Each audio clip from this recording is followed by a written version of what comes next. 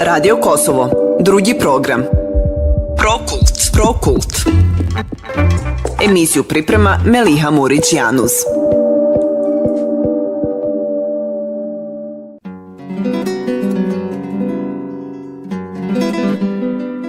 Poštovani slušatelji, započinjemo još jedno druženje kroz sedmičnu emisiju Prokult programa na bosanskom jeziku Radija Kosova 2.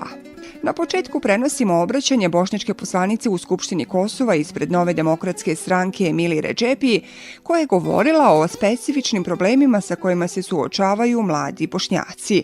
Biće riječi i o osnovnoj školi Štjefen Đecovi u Janjevu, u kojoj se nastava odvija i po planu i programu Republike Kosova, ali i po programima Srbije. Kroz emisiju vas vodi Meliha Murić-Januz, tehnika u studiju Ajše Hajdari.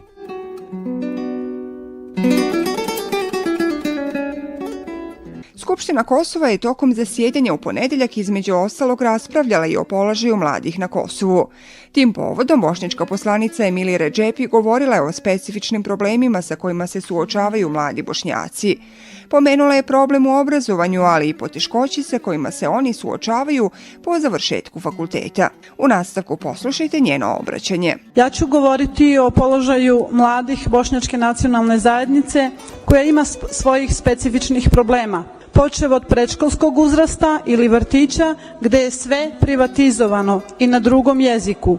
Nemamo javnih vrtića po našim gradovima, zatim osnovne škole koje nemaju nikakvih uslova za rad, počev od infrastrukture, kombinovanih odeljenja, lošeg kvaliteta redovne nastave, učitelja i nastavnika koji odrade 2 do 3 sata nastave i bave se drugim zanimanjima.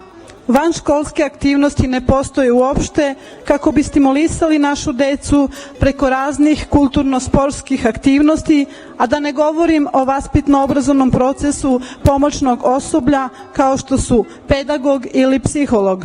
Ovde želim izneti problem jedne osnovne škole u Prizrenu, Motrač Irjazi, gde direktor te škole nije dozvolio da deca u nastavi na bosanskom jeziku učestvuju na školskoj priredbi, gde su naši roditelji oštro reagovali. Ovo nisu nacionalistički postupci direktora, nego fašistički istup i ja mu za ovom govornicom poručujem da poštuje bošnjačku decu u nastavi na bosanskom jeziku ili će se suočiti sa organima pravde po pitanju diskriminacije naroda koji žive u gradu Prizrenu. Takođe, problematika srednjoškolskih ustanova i nedostatak udžbenika na bosanskom jeziku i dalje naša vlada, odnosno Ministarstvo obrazovanja, nema sluha čak ni da te udžbenike prevede sa albanskog na bosanski jezik po kurikulumu plana i programa Republike Kosova. O visokom školskim ustanovima i da ne govorim više. Dupliranje istih smerova godinama unazad da bi se određeni profesori zadovoljili na uštrb studenata na javnom univerzitetu Ukšin Hoti u Prizrenu i Hadži Zeka u Peći i ovde zahtevam hitnu intervenciju ministra obrazovanja i novih rektora da zaustave ovaj organizovani kriminal. Ukoliko naši studenti žele studirati neke druge smerove, moraju fakultete završavati u zemljama u regionu, a kada završe pod jako teškim uslovima, onda njihova diploma nije priznata. Traži se nostrifikacija diplome i oni ne mogu konkurisati za bilo koju vrstu posla.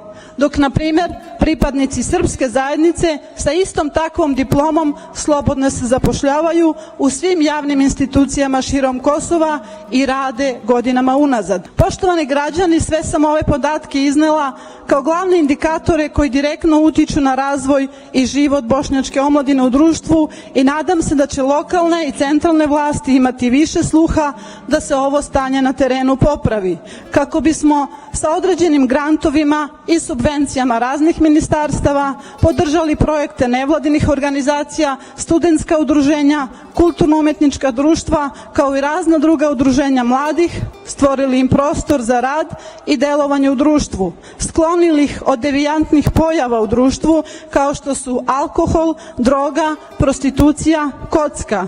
I ovim putem delimično promenili njihovo mišljenje da na Kosovu nema ništa i da svoju budućnost vide negde drugde u nekoj drugoj zemlji.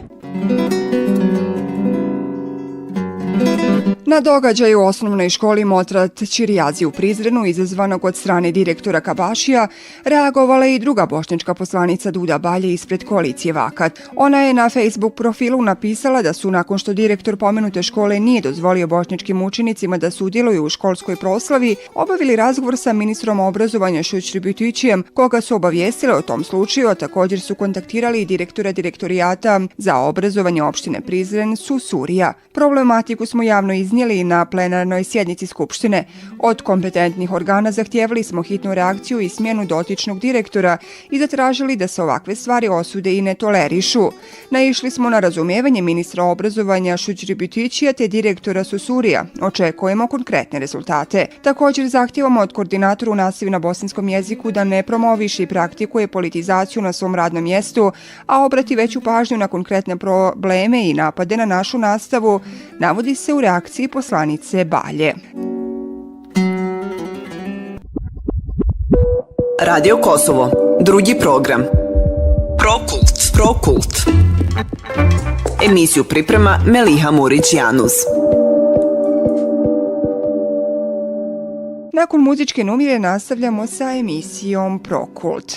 Na Kosovu se i dalje nastava odvija i po planu i programu Republike Srbije, što je zagarantovano i kosovskim zakonima. Iz Kosovskog ministarstva za obrazovanje, nauku i tehnologiju kažu da Kosovo čini sve da integriše srpsku zajednicu. Takav primjer je i prihvatanje diploma stečenih na Univerzitetu u Sjevernoj Mitrovici, instituciju koju Priština smatra dijelom paralelnog sistema obrazovanja, a radi bolje perspektive za srpsku omladinu. Inače, na području Kosova funkcionišu 102 osnovne i srednje škole koje rade po planu i programu Ministarstva prosvete Republike Srbije. To pravo srpskoj zajednici predviđeno je planom Martija Ahtisarija, na osnovu kojeg je proglašena nezavisnost Kosova. U Kosovskom zakonu o obrazovanju u opštinama Republike Kosova stoji da opštine imaju ovlašćenje da stvore uslove za obrazovanje na srpskom jeziku i da se mogu koristiti nastavni programi i udžbenici koje izdaje Ministarstvo prosvete Republike Srbije uz obavještenje dostavljeno Kosovskom ministarstvu za obrazovanje, nauku i tehnologiju.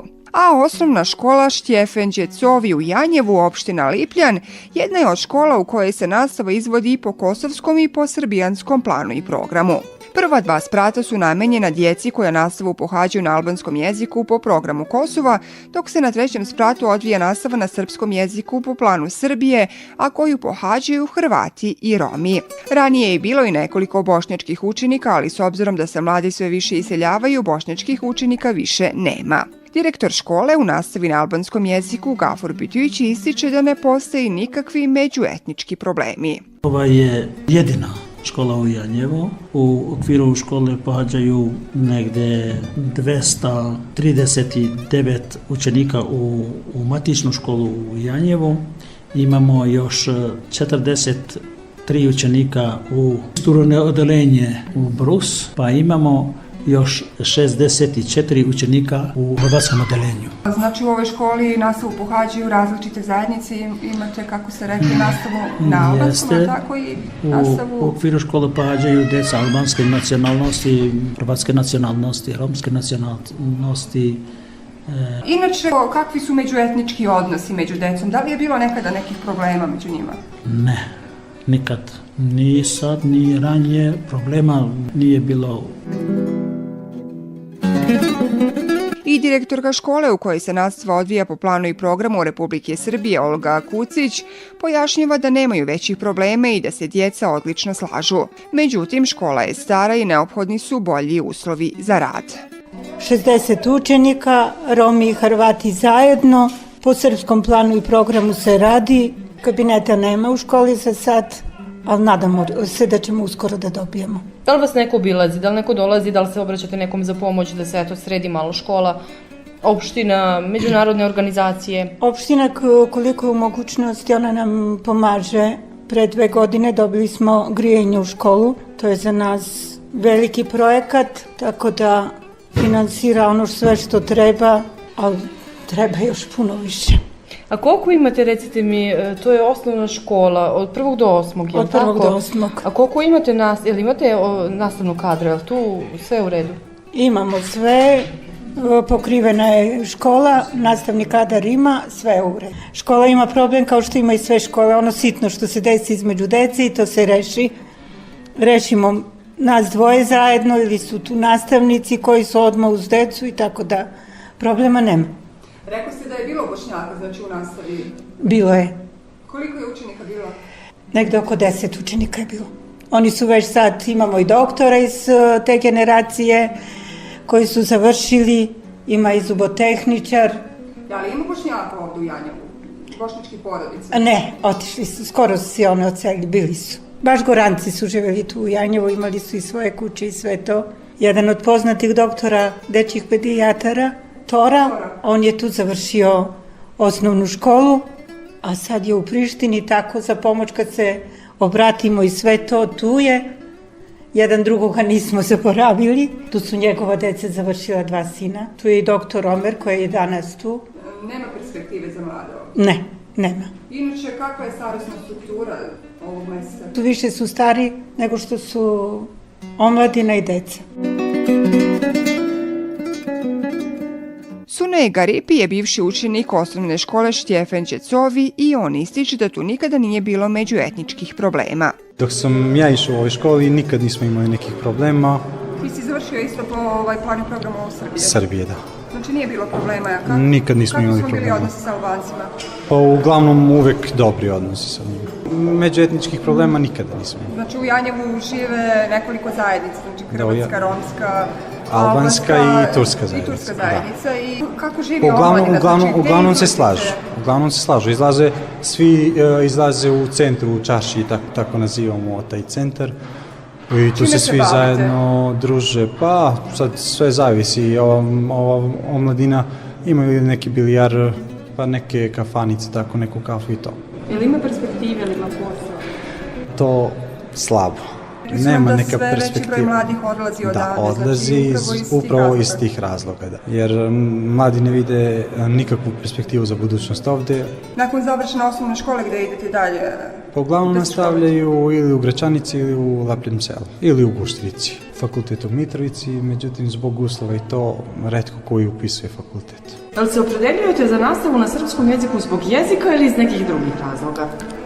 Pa uglavnom zbog jezika, jer tako su i naši roditelji pohađali srpsku školu i mnogo nam je lakše na srpskom jeziku, dok postoje porodice koji možda zbog socijalne pomoći i drugih razloga šalju svoju decu u srpsku školu. U dvorištu škole zatičemo i nekoliko učenika sa nastave na albanskom jeziku i oni nam potvrđuju da su međuetnički odnosi dobri. Dobro je, nije loše. Nikada nismo imali nekih problema sa učenicima hrvatske i romske nacionalnosti, se družimo, nema problema. U 8. sam razred, dobro prolazimo, problema nikada nije bilo. Radio Kosovo, drugi program. Prokult. Emisiju priprema Meliha Murić-Janus.